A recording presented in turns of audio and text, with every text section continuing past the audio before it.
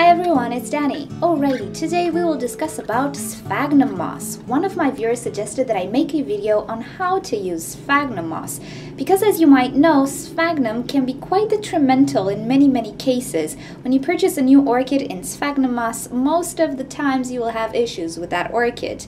However, sphagnum moss is a very well-known media for orchids, widely used, but because of its unique properties, you kind of need to use it the right way and in the right environment. So today we're going to discuss about how to use sphagnum moss, or how I like to use sphagnum moss. So first, let's learn what is sphagnum moss. This is the sphagnum moss you will find available to purchase for orchids. This is actually dry. The sphagnum moss plant is actually pretty much alive when it grows in nature. It is green, it looks nice, but to be able to use it and to have the benefits of its qualities, we need to dry it. So when you're going to purchase sphagnum moss for orchids or other plants in general, you will see it as a dried plant, practically a dead plant. It is also treated in some way. It is sterilized in some way and also dried in a specific way. So this is practically what we use with orchids and other plants, just strains of dried sphagnum moss. Now, nurseries and people in general use this type of sphagnum moss because it has a very unique quality. It retains a lot of water. The consistency of the sphagnum moss is pretty much like a sponge. It can compact and it can expand when watered. So sphagnum moss is actually economical. It holds so much water that you really don't need to use a lot of water with your plant, and also it stays moist for quite a lot of time, which also means you don't have to water so frequent. Also, the structure of sphagnum moss is quite airy, surprisingly enough. As you can see, it does have a shape to it, and if you just place the sphagnum moss in a pot just like this, the air pockets will remain intact. So sphagnum moss is actually a water-retentive, airy media. Peat moss and very fine mixes are certainly not as airy as sphagnum moss. And this actually brings me to the next topic. If sphagnum moss is so airy, why do orchids get suffocated in this media? As I said, it is an airy media if placed correctly in a pot. If placed incorrectly, it can suffocate roots, and I'll show you why. Look what happens when I do this.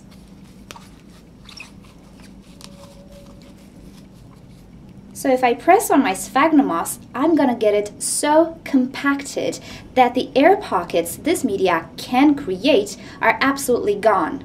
Sphagnum moss is not a rigid material, thus it can compact quite easily. So if you try to place an epiphyte orchid in sphagnum moss and then you pack it so tight, it is logical to assume that that orchid will get suffocated. There are no more air pockets around the roots. Furthermore, because sphagnum moss retains a lot of water, it will stay moist for more than it should. So imagine, the more you compact it, the more sphagnum moss you will add to the pot, the more water it will retain, the less air pockets you will have, the more your orchid will have root rot. So first rule on using sphagnum moss, never pack it really tight. When using sphagnum moss, try to make it airy. The sphagnum will, for the most cases, keep its shape, its airy and fluffy shape, as long as you don't compact it.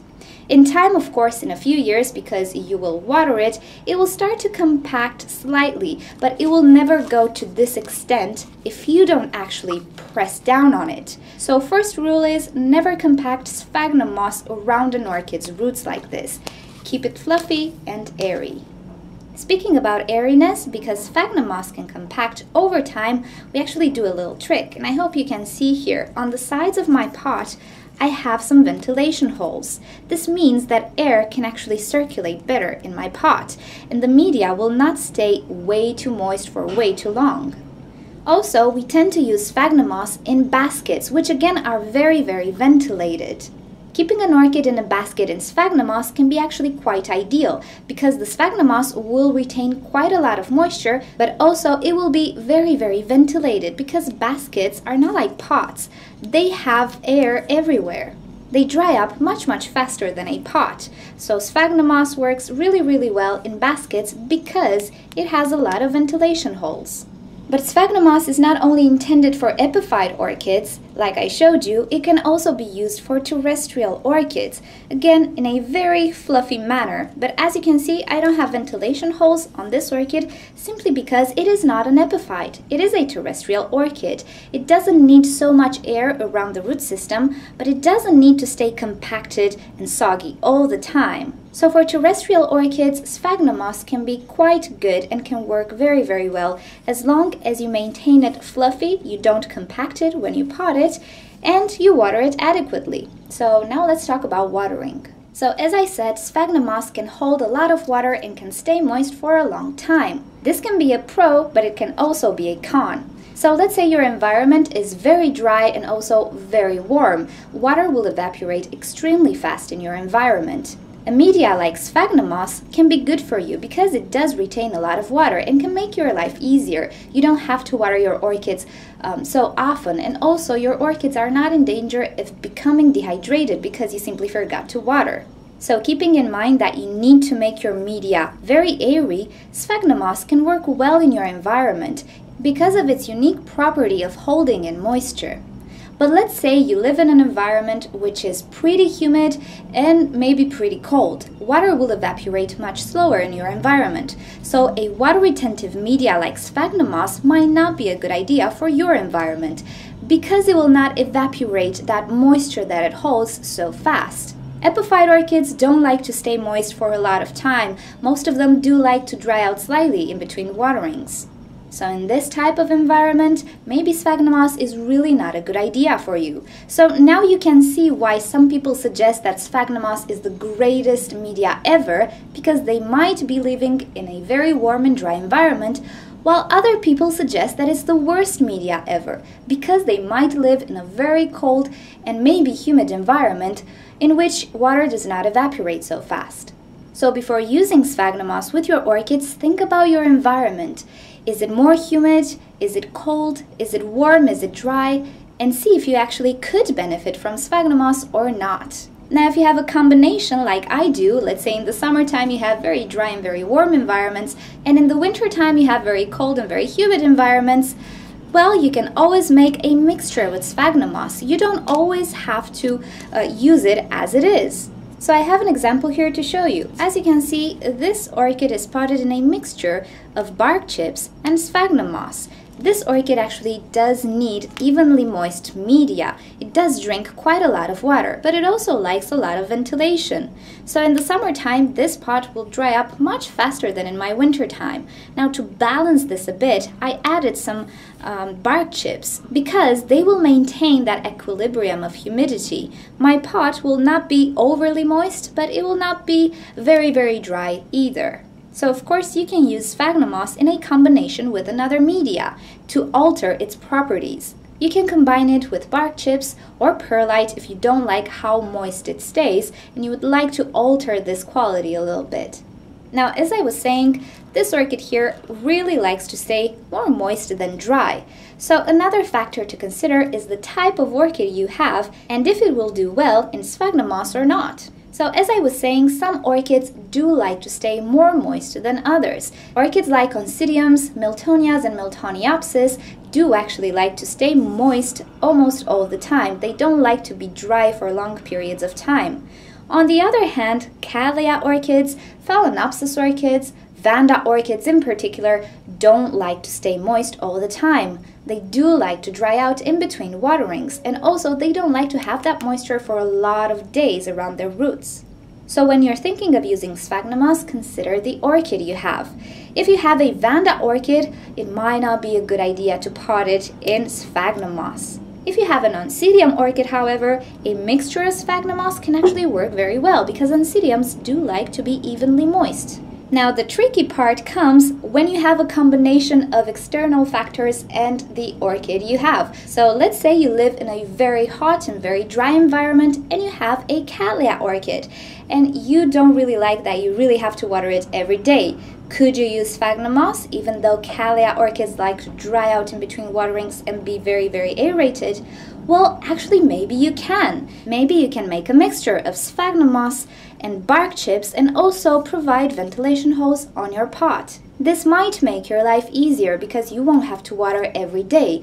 Also, it will keep the orchid from being dehydrated. But also, it will not stay overly moist because you have a combination of bark chips, which retain a lot of air gaps. Also, you have a ventilated pot. So this is actually the most important thing when choosing if you want to use sphagnum moss or not. You need to think about your environment, the type of orchid you want to pot, and also the technique you use in mixing sphagnum moss with other medias, or if you use it on its own, the way you make it, the fluffiness. Now, until you get the hang of things, it might be a little tricky. So if you are an absolute beginner with orchids, first research and try out with one orchid if you want, but don't go ahead and place all of your orchids in sphagnum moss. First, you need to learn how to use it, observe on your own what happens in your environment, and then you can draw some conclusions. It's always a good idea to experiment, but you need to experiment wisely. So try out with one orchid that you think will benefit from sphagnum moss and see how it goes. Now, there is a special category of orchids which most probably you will find in sphagnum moss, and these are orchid seedlings. Orchid seedlings are very young plants that sprouted from a seed or from tissue culture sometimes, but the main idea is that they are not mature. So I'll show you a little comparison. This orchid, when it matures, should be as big as this one. So hopefully you can see the size difference. Now, because this orchid is mature, it has water retentive structures. It has deposits of water, so it can actually stay dry for some time because it has these deposits. A seedling, on the other hand, does not have as much water deposits as an adult plant has. For this reason, many people use sphagnum moss to grow seedlings in. When the orchid matures in time, the sphagnum moss is not needed anymore, and you can actually change the media it's potted in. But for the main part, orchid seedlings do a lot better in sphagnum moss because of its unique quality of retaining water. And this actually brings me to the last subject that I will discuss about. How do orchid nurseries keep their orchids in sphagnum moss? And I think I actually discussed this in a different video, so I'll just give you a few ideas. Now, orchid nurseries, when they purchase orchids, they might purchase them as seedlings, so they will be potted in sphagnum moss. As the orchids grow, they get repotted into a bigger pot. But in orchid nurseries, they don't sit and remove the old sphagnum moss, the old media. They just take it out of the small pot and actually put it in a bigger pot, and then shove some sphagnum moss around it. Because the orchid is pretty young, it will not suffer because of the sphagnum moss so much. Also, in nurseries, they have a lot of ventilation. And also, sphagnum moss is more economical for nurseries, so they don't really overwater the orchids. They don't water too often. They water when needed. So when you receive your orchid potted in sphagnum moss and then it starts to do bad in your environment, the explanation is that your orchid has been potted in that media for a lot of time, and over time sphagnum moss degrades, compacts, and suffocates the roots. That's why you need to repot that orchid and maybe change the media to better fit your environment. And I know a lot of you guys are pretty upset when you receive orchids that are in sphagnum moss, very compacted, sometimes with some decaying roots, it really depends. But consider this, if orchid nurseries wouldn't use sphagnum moss, they would have to use a lot more water. And this only translates into one thing: more expenses, thus more expensive orchids. So I think they're actually doing a good thing by keeping their orchids in sphagnum moss. So actually, things kind of balance out. Of course, sometimes we are sad because we receive an orchid that is not in the best condition. But also, consider the low price you actually paid for an orchid. If you think that $20 is a high price for an orchid, I think you should think again, because orchids have such a slow growth pattern. Also, to make an orchid grow from a seed, you need very special environment, sterile, and also growing conditions. And it takes about 7 years for an orchid to be sold to you at a mature stage. So actually, $20 for an orchid is really not a big price. If nurseries wouldn't use sphagnum moss and wouldn't grow their orchids like they do today, you might actually have to pay more than $100 for an orchid to have. So okay, this was the discussion on sphagnum moss. Thank you for suggesting this video. Hope you found it useful. If you have further questions or suggestions for me, just leave me a comment down below. Also, subscribe to my channel if you would like to see more videos from me. You can also follow me on Twitter and Instagram, and also you can visit orchidnature.com for more information on orchids. I'll see you next time. Bye!